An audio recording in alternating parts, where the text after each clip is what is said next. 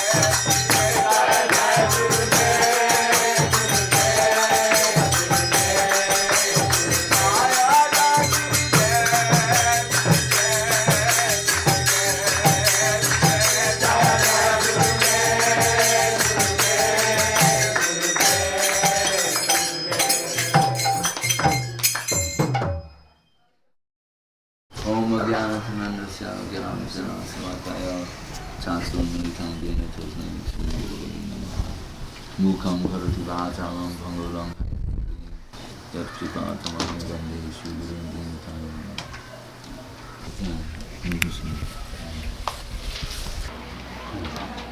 Krishna consciousness is based upon questions and answers. Anyone have any questions? Yes. I don't know if this is appropriate for Sunday night, but well, ask it anyway. We'll see how it goes. So I was listening to a tape where Srila Guru Maharaj was saying that we want to see Krishna Leela through Gaura Leela. And then I was reading in the introductory book to Chaitanya Charitamrita, Srila Prabhupada is saying that first comes the study of Srimad Bhagavatam, and then comes Chaitanya Charitamrita.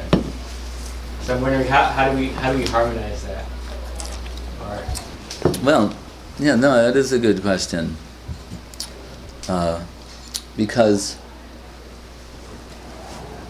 a more general way of putting it is, how are we going to make our approach towards the infinite?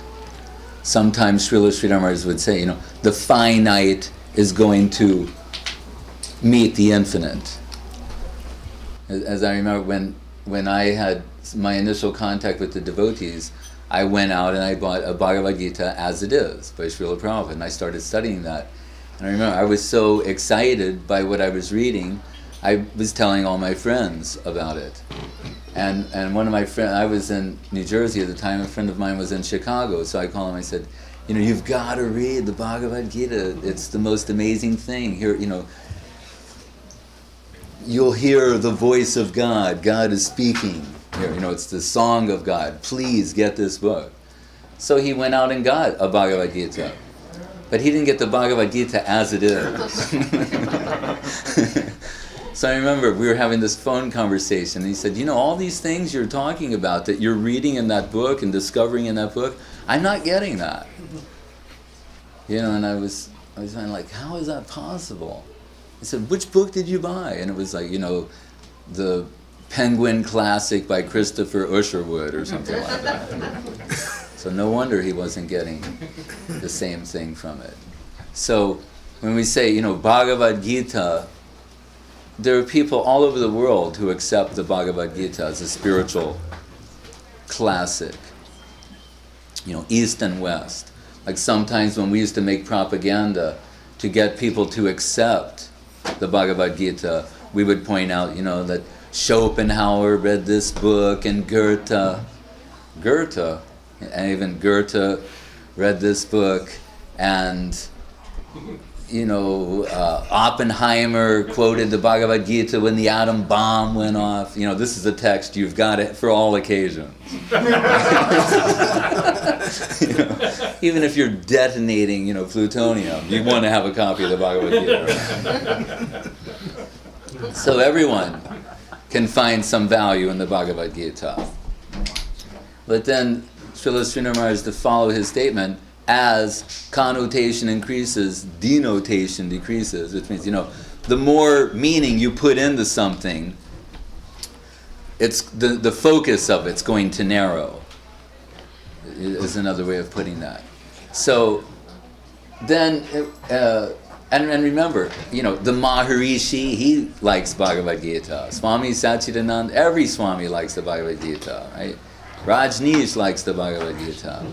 Everyone likes the Bhagavad Gita. Annie Besant, a cast of thousands enjoy and promote Bhagavad Gita, or use Bhagavad Gita to promote themselves, as the case may be. But then Srila Sridhar Maharaj would say, if we say that the meaning of the Bhagavad Gita, that has to be understood in terms of Krishna of the Srimad Bhagavatam that you mentioned, then the focus starts to narrow. As I remember, again, when I was reading Srila Prabhupada's Bhagavad Gita, this old purple one, the abridged Bhagavad Gita, in the purports, he was always quoting this book called the Srimad Bhagavatam.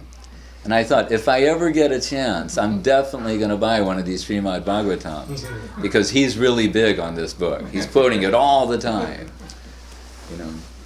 So there comes the second level of meaning. So if you're going to properly understand Bhagavad Gita, it has to be understood in terms of what that Krishna that's in the Srimad Bhagavatam. And interestingly, this is one of the mysteries of Krishna consciousness. Like the Bhagavatam, which is 18,000 slokas, that will help you understand the 500 slokas of the Bhagavad Gita. And if we want to go in, and that Srimad Bhagavatam is saying that originally, if we get narrow in the focus, that Brahma, who is mentioned in the very beginning of the Srimad, Tene Brahma Hrida Adhikavade. he originally, all divine knowledge was inspired into the heart of Brahma. Brahma has 4 heads, so he has 8 ears. He heard the flute sound of Sri Krishna that entered his 8 ear holes and then flooded his heart, and he verbalized his realization of that as the Gayatri Mantra. And the expansion of that Gayatri Mantra turned into the 18,000 verses of the Srimad Bhagavatam. So whether it's simply the sound vibration of Krishna's flute, or an expansion upon that in the form of, these 18,000 verses, the same thing is there. So when we say, that Krishna, that speaker of Bhagavad Gita, he's the Krishna of the Bhagavatam. That should be understood in the background. Otherwise, we may be misled. I saw in the American Heritage Dictionary a definite, Krishna, black cowherd, circa, 4,900, so many years. They will give you that idea, right? But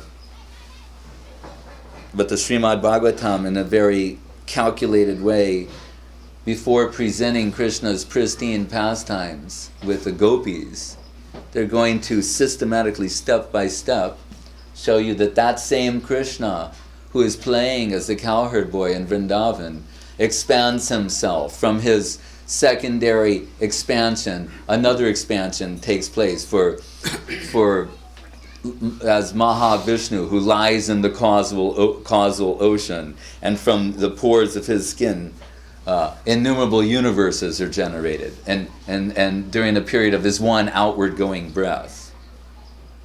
Right? And when he breathes in, all these innumerable universes wind up again in his divine body. But during that period of time, which is calculated, his outward going breath and his inward going breath is calculated to be approximately 311 trillion years. Right? So if his one breath is 311 trillion years, and during that time, innumerable universes come out of the pores of his body, in which, again, he expands himself as Garbhodakshai Vishnu, and then he starts sweating, and half of each one of those universes is filled with water, and then from his lotus navel, a lotus flower comes out, and atop that lotus flower, Lord Brahma wakes up and finds himself existing and wondering why he exists, and then through austerity and divine inspiration, he starts generating different planetary systems and populating them with manasaputras, or mental creations. What he thinks takes on form and substance, and innumerable souls are injected within 8,400,000 different species of bodies. Right? And again, through another expansion, Paramatma, he enters the heart of every living being and the heart of every animal. Andantarasam paramanu chayantarastam. That person is still, the origin of that is still Sri Krishna, right, who's a cowherd boy in Vrindavan, playing with his friends, wrestling on the banks of the Jamuna, playing his flute. He's inspiring all of this creation from that. Otherwise, who is Krishna of the Bhagavad Gita? So we need to go to the Srimad Bhagavatam to understand that. Sometimes Srila Prabhupada would point out, in the entire Bhagavad Gita, nowhere does it say in Sanskrit, Sri Krishna Uvacha, which means Sri Krishna said. It always says, Sri Bhagavan Uvacha. The Blessed Lord said, or the Supreme Godhead, Bhagavan, the one who possesses all opulences unlimitedly, the infinite Godhead, he's speaking. So we'll understand that more from Srimad Bhagavatam, but then people will become eliminated at that point, because there are people who say, well, we don't accept the Srimad Bhagavatam or the Krishna of the Bhagavatam as the speaker of our Bhagavad Gita. But then you will have 3 groups of people who do, which will be Sri Vaishnavas of Ramanuja line. the Madhvacharya and his followers, and you'll have the Gaudiya Vaishnavas. They will all accept that the Krishna of the Bhagavatam is that he's who we should understand as speaking Bhagavad Gita. But if we follow this line of thinking again, as connotation increases, denotation decreases, we say, yes, but that Krishna of the Bhagavatam, he should be, and his pastimes should be understood in the light of Sri Chaitanya Mahaprabhu, Sri Krishna Chaitanya Mahaprabhu, and his divine associates. And then at that point, we will lose the Madhva Sampradaya, and we will lose the Ramanuja Sampradaya, and we will be left exclusively with Gaudiya Vaishnavas. The Vaishnavas of Bengal, the Vaishnavas of Srila Saraswati Thakur. So, when Srila Prabhupada is saying we should understand the Srimad Bhagavatam, and that the Chaitanya Charitamrita is the postgraduate study of Vaishnavism, he means in this way. But just as an example though, in his own personal life, when he'd come from Vrindavan on this ship, the Jaladuta, to come to America, in his diary he wrote he experienced some heart attacks, he almost died, but he wrote on one page, daily I am relishing the nectarine of Sri Chaitanya Leela and Sri Chaitanya Charitamrita, which is the source of my all vitality. So he attributed that particular literature as being the most essential. But as you heard at the end of the arti, we heard the Pujari remind saying, Grantaraj Srimad Bhagavatam ki jai, Grantaraj Sri Chaitanya Charitamrita ki jai. So we accept them both, but through Mahaprabhu's pastimes and his teachings, we won't err in how we understand Krishna, especially when it comes to his confidential pastimes with the gopis in the 10th canto of Srimad Bhagavatam. Through Sri Chaitanya Mahaprabhu, we can't possibly misunderstand those things. So that's why he may have said those things. So when Srila Guru Maharaj is saying to try to see Krishna Lila through Gaur Lila, the way I'm taking it that you're describing it, that's a higher state. It's still in the beginning state. We should have some preliminary background of Krishna's pastimes so we can reference it.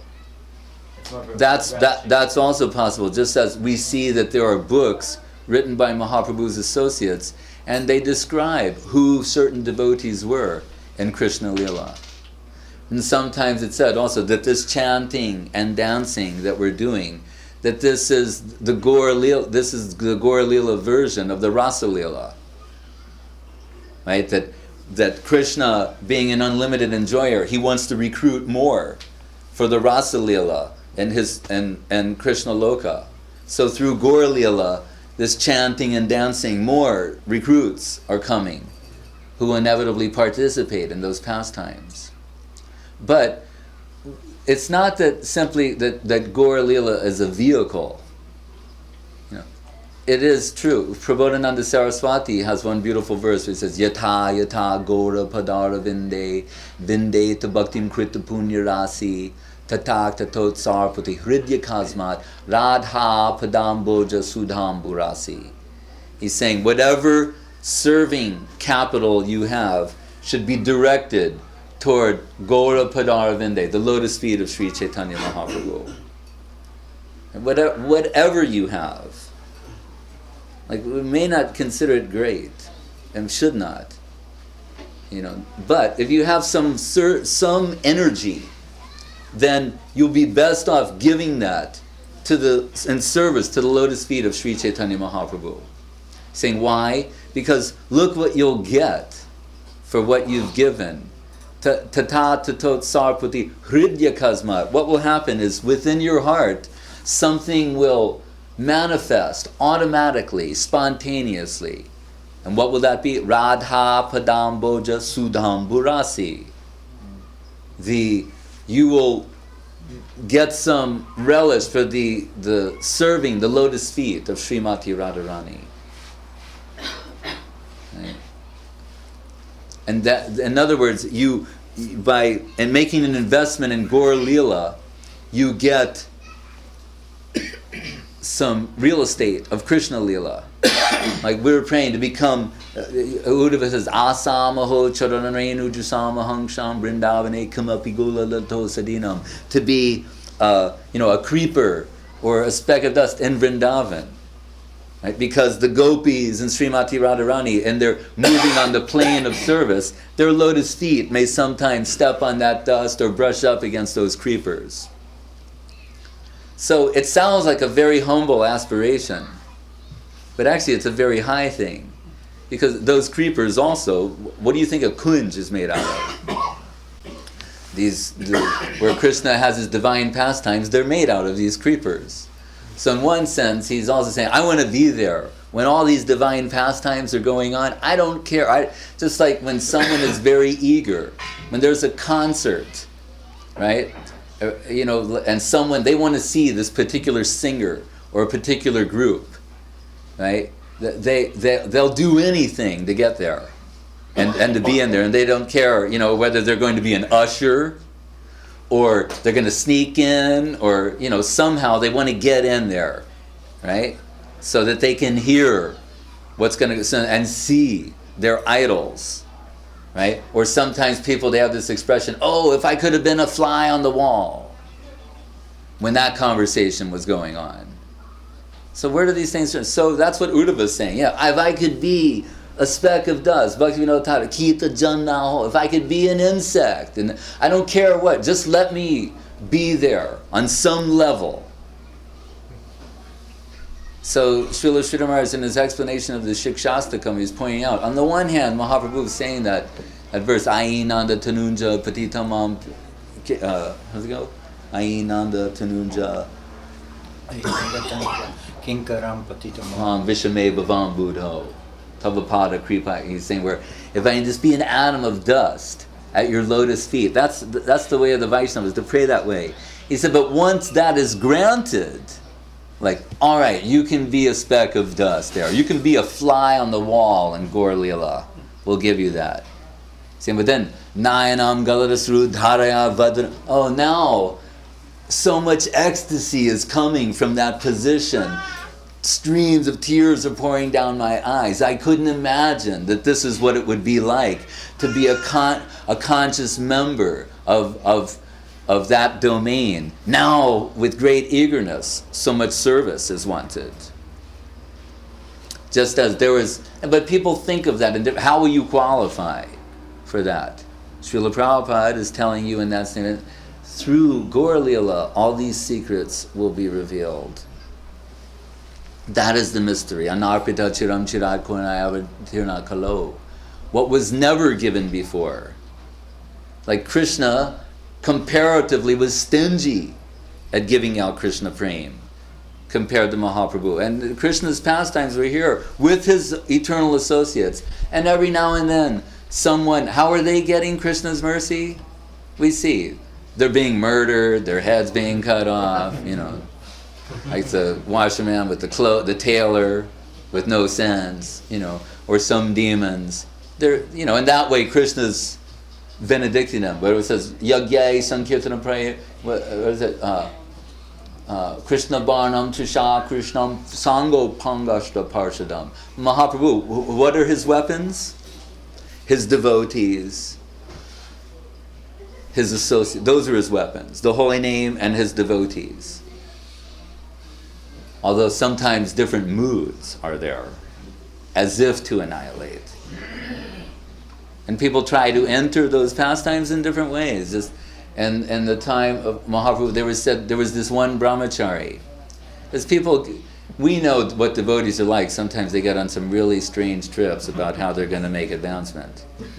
So there was this one brahmachari. All he ever did was, he drank milk, he ate fruit.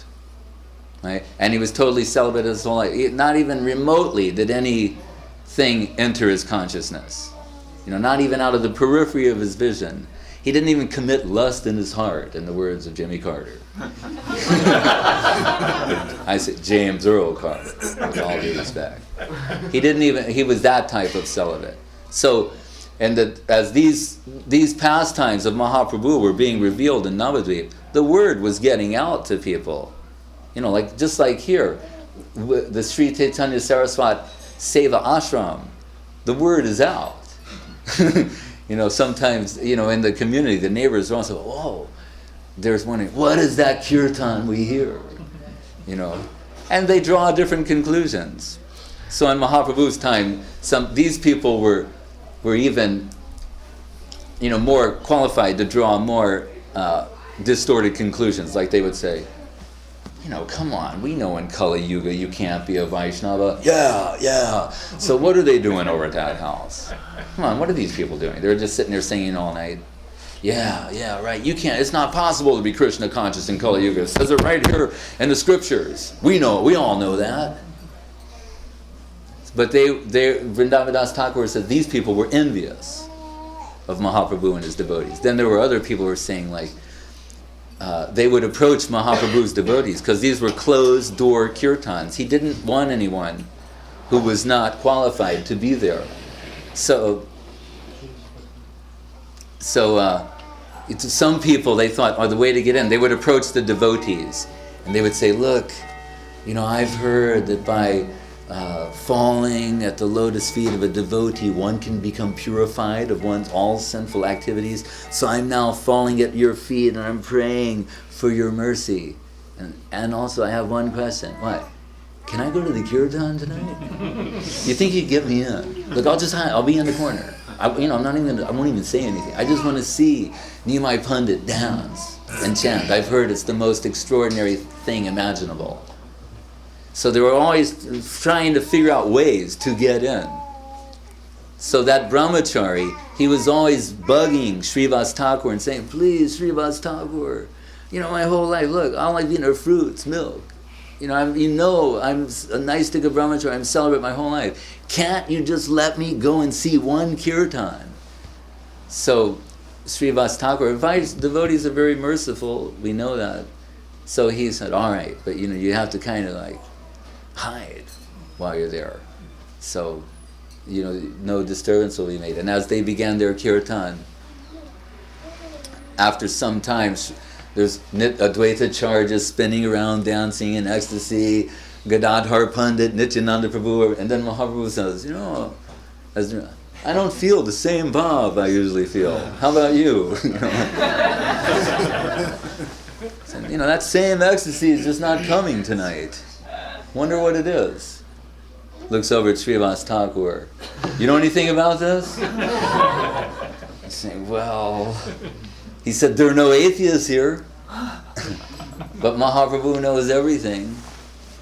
So he said, I feel though there's someone who is unqualified here. And then they brought him out and he said, but my Lord, this man his whole life, all he drinks is milk. All he eats is fruit. He's been a celibate since birth. And Mahaprabhu became enraged. And he said, do you think that's a qualification to enter my pastimes? Performing some kind of an austerity? You think that's how you get my mercy, is by performing austerities? You think by, not even drinking water on Nirjal Ekadasi, you're going to get Chaitanya Mahaprabhu's mercy? What did Gajendra do? Dumbo, the elephant, Gajendra, what did he do? Was he performing austerities? No.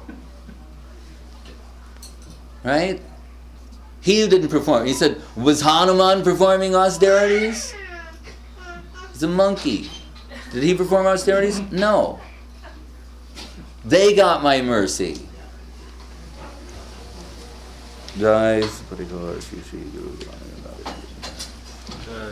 So by performing any amount of austerities, that's not how you will get my mercy. In fact, we see those people generally who performed austerities, they ended up on the wrong side of, Krishna's wrath.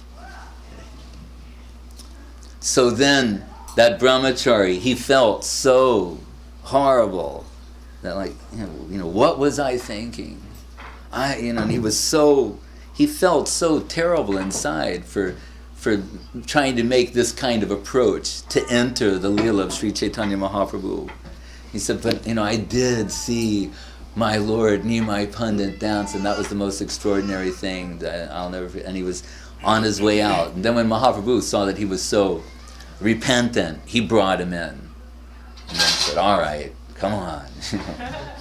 But it wasn't because of his austerities that he entered. And then gradually Nimai Pandit was realizing that so many of these people, as they say, the word was getting out in the town. Thousands and thousands of people now, they want to go and participate in the Sankirtan, the Harinam Sankirtan of Sri Chaitanya Mahaprabhu. And he thought, all right, he had to come out and inaugurate the Sankirtan movement. So the first thing he did was he told them, he said, look, I want you to all go to your homes and chant Hare Krishna, Krishna Krishna, Hare Hare, Hare Rama, Rama Rama, Hare Hare. And then after you do that, I want you to chant Hari Harai Nama Krishna Yadavaya Nama Gopal Govindaram Sri Madhusudan.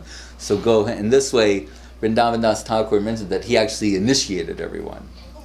He initiated them into the Maha Mantra and told them, all right, now go home and chant. And so all the people, following Mahaprabhu's instructions, they went home and they started having kirtans. And you have to remember, up to this point, this was not going on outside of the hearts of very exalted souls. So what they did was, according to Vrindavan Das Thakur, they had some drums and hand cymbals and other paraphernalia that they used to use for their yearly worship of Durga, right? Called mridangas and kartals. And so they would take their mridangas and kartals. Of course, this is Leela, the way all these things come about. I mean, this is the Lord's will, that all these things happen to be there. And so they started having these kirtans in their houses. And again, there were people who were envious of that and complained to the Qazi about, these people. They said, look, they're reviving this Hindu religion. We thought since the, Muslims came that it was finished. And now this Nimai Pandit, he's getting everybody into it again. You've got to stop it. So the Qazi came with his men and found all these people chanting, and they started breaking their mridangas. And he said, and if you, look, if you don't stop this, not only am I going to come back and confiscate all your property, there's something else I'm going to take away from you, your caste. Right? So, because in those days it said if a Muslim just sprinkled water on a Hindu, they would lose their caste. So he said, if you don't stop this, I'm going to come back, confiscate everything you own, and turn you into a Muslim. Right? So the people, they were actually afraid. And so that's why they went to Nimai Pandit and explained the situation to him. And so he told all of his devotees, look, all right, go out and round up everyone, and we're going to have a kirtan like no one has ever seen before. And we're going to go get that Qazi, for breaking these mridangas. And actually, so I'm saying that generally Mahaprabhu is saying his weapons are his devotees, but sometimes he would also get angry. So he told me, he said, everyone, as the word spread to the devotees, he said, everyone, they wanted to have a torch-lit kirtan. So it's described by Vrindavan Das Thakur. He said, because the Lord knew that he was going to have these pastimes in Navadvip, actually, prior to that, he had hundreds and thousands and millions of people appear there. Right? So they were given the word, and they all got torches. It said father and son got torches, but there was like a competition who could make the better torch. So a father would make a torch, and then the son would say, Mom, my torch is bigger than yours. And they would carry oil for the procession. So as they went out, Mahaprabhu, everyone went towards Nimai Pandit's house, and knowing they're all Bengalis too, right? What did they cover the road with? Flower petals and muri, puffed rice. They just covered the road in puffed rice and flower petals, and they all assembled at Nimai Pandit's house, and he came outside and he started dividing up groups like anyone might do, but except in these groups Advaita Charja was a dancer. Another group, Haridas Thakur was the dancer. And another one, Srivas Thakur. And then Mahaprabhu looked over at Nityananda. And Nityananda Prabhu loved Sri Chaitanya Mahaprabhu so much, he was just like, had tears in his eyes, because he thought he's going to put him in one of these groups. And Nityananda Prabhu said to Mahaprabhu, he said, I can't be far away from you. And so Mahaprabhu said, it's all right, you can be in my group. So, thanks. Like Nityananda Prabhu would have had a heart attack if he told him to go dance with somebody else's kirtan party.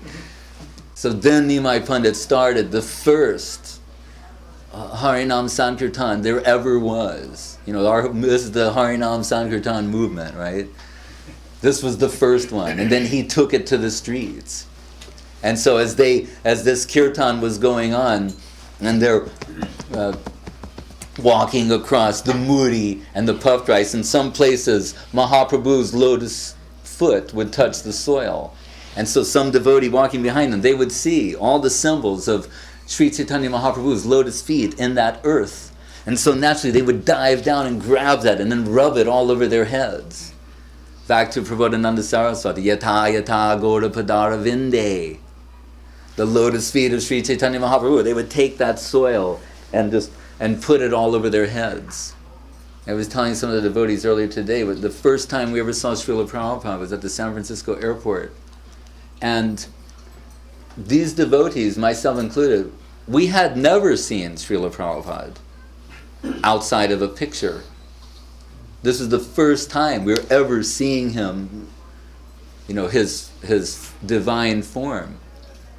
And we're not trained how to react. And also all we had read were things in the books about Krishna's entrance in Dwarka. We were sitting around reading the Krishna book, trying to figure out how we should receive Srila Prabhupada. So one thing we were sure about was rose petals and rose water. And then someone else said, yogurt. So the devotees were making big vats of yogurt and getting all the rose petals we could find, getting all the rose water we could find.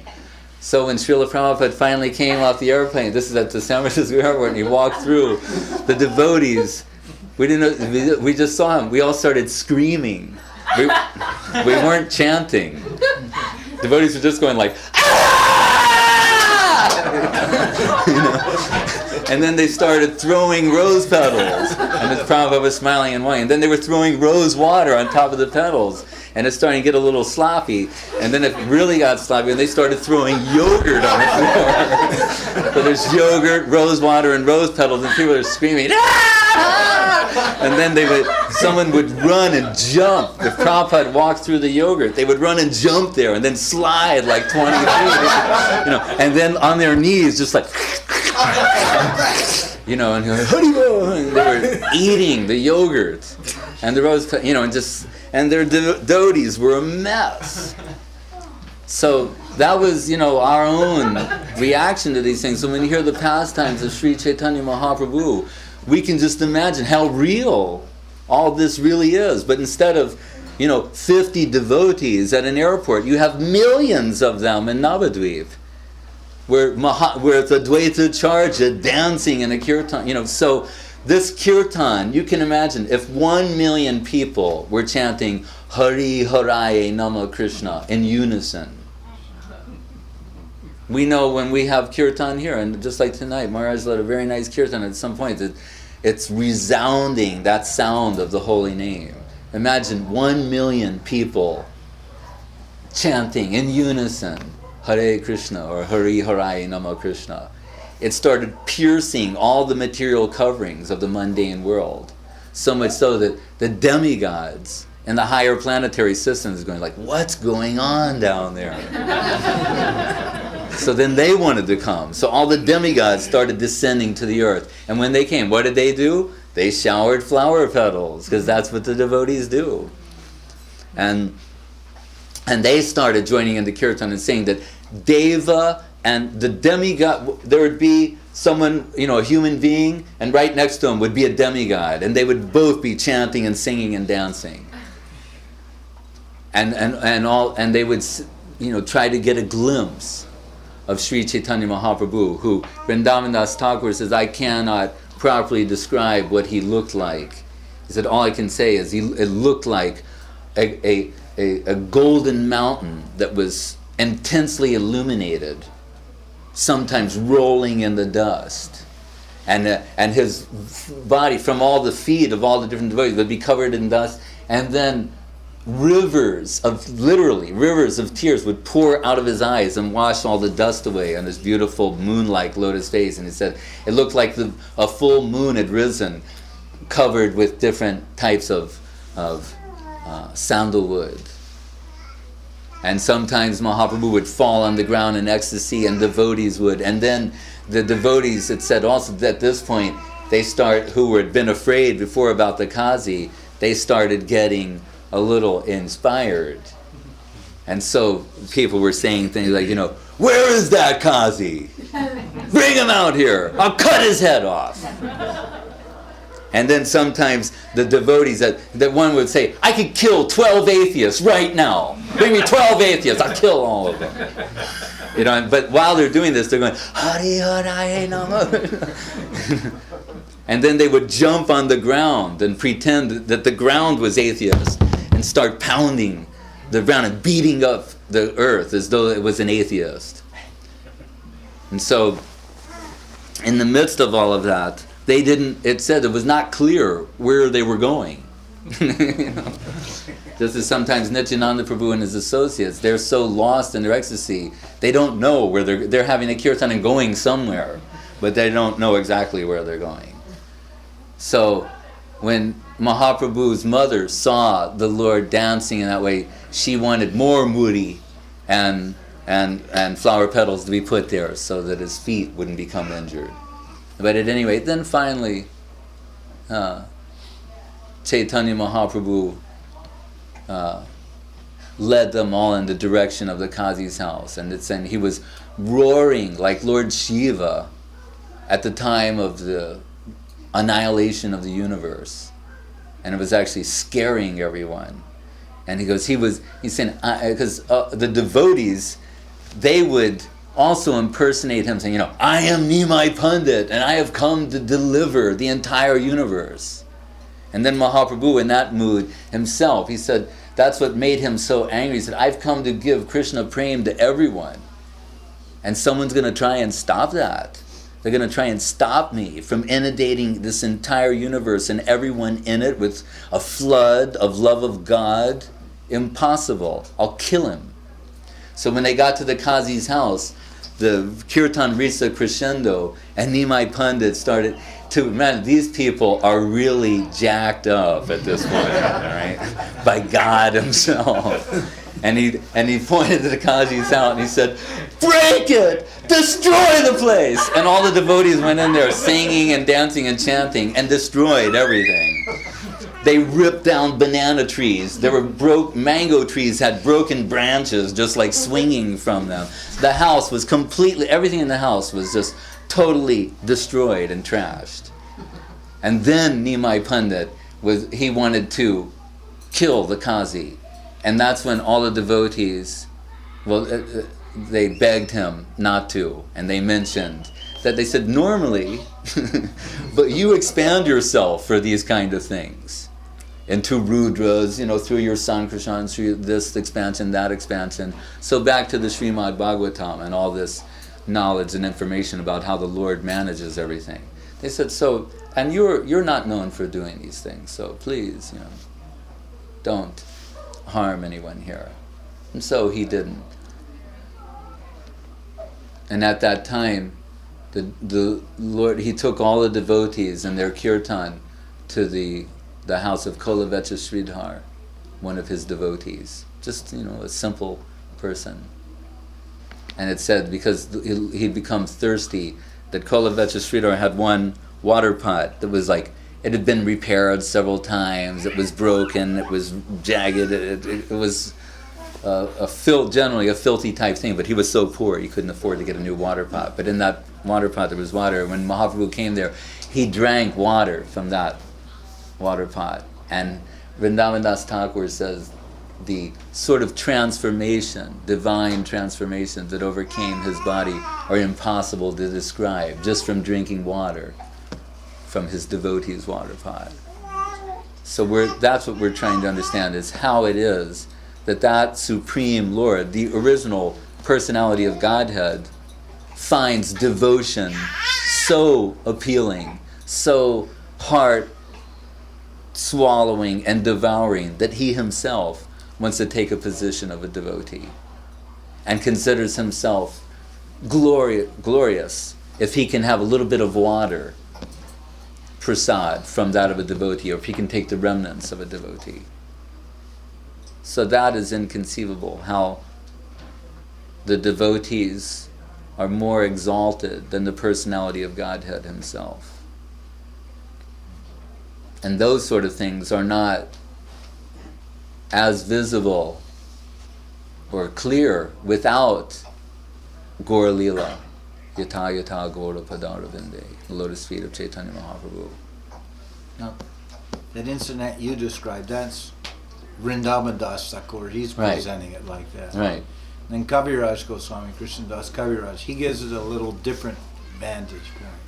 Yeah, well, he describes that at this point that it's very similar up to the point, but he has a meeting between Mahaprabhu and the Qazi in his house, where they enter and then they sort of work things out. And that Qazi, he became later a great devotee of Chaitanya Mahaprabhu, and his family generations were devotees, and his samadhi tomb is worshipped by devotees because he later became a great devotee of Chaitanya Mahaprabhu. Can you tell us about the dream the Kazi had the night before? He had a nightmare, right? Yeah, it is said that, as we were mentioning, Mahaprabhu, Krishna, Chaitanya, he has different expansions. So recently we celebrated the appearance of Lord Nrsimha, because that is one of his expansions, his incarnation, Nrsimhadev, the half-man, half-lion incarnation, who's, annihilated, he murdered Hiranyakashipu. So the Qazi had a dream in which this Nrsimhadev had appeared and on his chest, and with his nails was like Hiranyakashipu, tearing his chest apart. And when he woke in the morning, there were nail marks on his chest, and so he had a change of heart.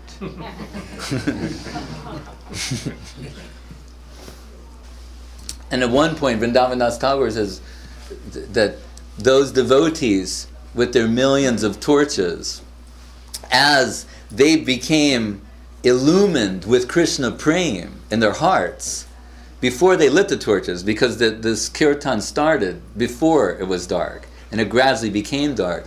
So as their hearts, by chanting and seeing Sri Chaitanya Mahaprabhu dancing in ecstasy, their hearts were illumined with Krishna prema, and it extended into the torches, and simultaneously 1,000,000 torches were lit.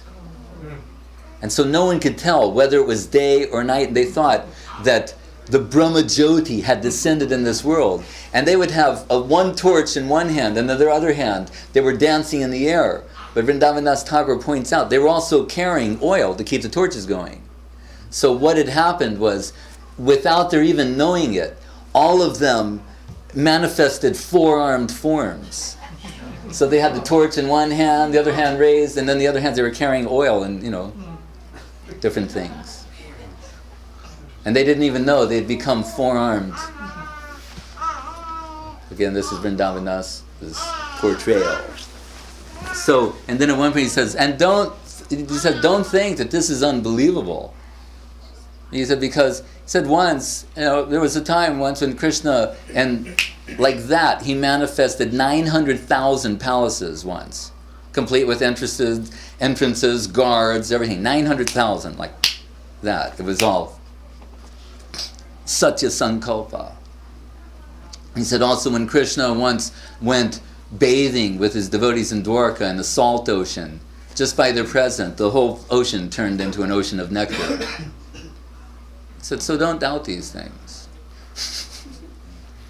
Achintya Shakti, Srila Jiva Goswami said, the first thing you have to accept, the first principle in understanding anything about divinity, Achintya Shakti, inconceivable potency. Otherwise, what kind of a God are you dealing with? If he doesn't have inconceivable potency, inconceivable pastimes, inconceivable attributes, then no wonder why people become atheists. What they generally hear about God is not, very appealing or attractive. But the pastimes of Sri Krishna and Chaitanya Mahaprabhu are. But the reason we focus more on the pastimes of Sri Chaitanya Mahaprabhu, Kaviraj Goswami points out in the end of the Madhya Lila, where he says, Krishna Lila Amrita Sar Tar Shata Shata Dar. He says, Krishna Lila, it is Amrita Sar, the essence of all nectar. That is what Krishna Lila is. And when we say nectar, we're talking about a substance that nourishes the soul. The conscious soul is nourished by a nectarine substance. Right? That's what we're talking about. So he says that this nectarine juice is reserved for the highest section of liberated souls. Right? Because we're repeatedly told that even these pastimes, they were never known before, even in Vaikuntha. So only the highest section of liberated souls can enter Vrindavan. Look, Uddhava's praying to become a creeper there. So it's not for lightweights. But what is Gaura Leela? He's saying, Kaviraj Goswami says, if you take that reserved, Krishna reserved nectarine substance and start distributing it to everyone indiscriminately in all directions, qualified or unqualified, that's what Chaitanya Lila is. So sometimes Srila Sridhar Maharaj would point out the difference between Navadvip and Vrindavan. He said Vrindavan is called Madhurja, Navadvip is called Odarja. Take that same sweetness and endow it with the elements of magnanimous distribution. Then you've got Navadvip. So what is Navadvip? Every atom of Navadvip is capable of giving all of Vrindavan. An atom of Navadvip can give the whole abode of Vrindavan. So one would have to be a fool or mad not to want to connect to the pastimes of Sri Chaitanya Mahaprabhu. So Prabodhananda Saraswati Thakur, he has this beautiful verse where he says, Dante Nidaya Trinikam Pariornapatya Kritva Chakaku Aham Etad Satam Brivimi Hey Sadhava Sakala Eva Vihaya Durad Chaitanya Chandra Charane Kudutanu Ragan. He said, this should be the approach for the devotee. He said, oh my dear sir, you know so much, you're so exalted, you're so qualified. What am I in comparison to you? Nothing. So what could I ask? What could I possibly say to someone as you? And this is the position of a preacher. It is not that we know anything. We say, there's nothing I can possibly say. I'm out-qualified, outmatched in every way. You're educated, modern person. What can I say to you? So all I can ask from an exalted soul like you is one humble request. And what is that then? Oh, sure, what is it? Forget everything you know. And please turn your attention to the lotus feet of Sri Chaitanya Mahaprabhu. That's my only request. So any connection with Krishna Lila only becomes substantial or tangible through Gaura Lila. We have a kirtan? Sing Hari Haraye.